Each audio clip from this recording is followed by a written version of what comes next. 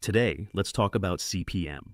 Because whenever CPM starts climbing, advertisers tend to panic. And honestly, that's understandable.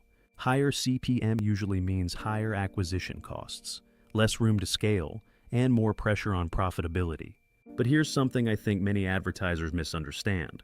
CPM tells you what Meta charged to show your ads. It doesn't tell you whether your campaign is good. And it definitely doesn't tell you whether it's profitable. In fact, some of the best performing campaigns we've seen started with CPMs that would make most advertisers uncomfortable. So today, I want to share a different way of thinking about CPM and why a high CPM doesn't automatically mean your campaign is failing. When advertisers see a high CPM, they often start looking for something that's broken. Maybe you start thinking it's the account, or maybe you think it's the creative, or even that it's the targeting. And to be fair, account quality does matter. A stronger account infrastructure can absolutely improve delivery efficiency and auction performance. But CPM is rarely influenced by a single factor. One of the most overlooked factors is simply how much data Meta has available. Imagine launching a campaign with a new ad account, a new pixel, a new Facebook page, and maybe even a brand new website. At that point, Meta has very little information about who your ideal customer is. Before it can optimize, it has to learn.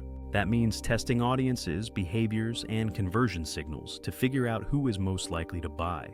And that learning process can naturally lead to a higher CPM. Now, here's the really interesting part. A higher CPM doesn't automatically mean Meta is doing a bad job. Sometimes it means Meta is competing harder for the people it believes are most likely to convert. And if those people actually become customers, paying more for those impressions can be completely worth it. We've seen campaigns with relatively high CPMs generate profitable results. And we've also seen campaigns with very low CPMs produce almost no sales at all. The real question isn't, how much did Meta charge me? The real question is, what did those impressions produce?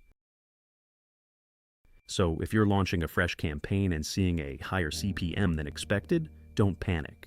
Instead, focus on the things that help Meta learn faster. Continue feeding the pixel quality conversion data. Spend more time testing creatives.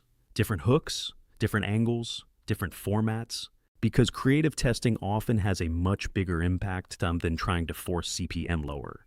And most importantly, evaluate the campaign as a whole.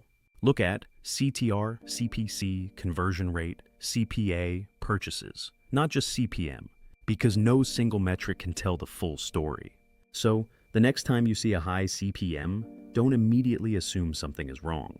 Take a step back and look at the bigger picture. How are people actually engaging with your ads? Are the conversions starting to come through yet?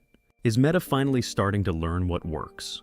Because a campaign should never be judged by a single metric.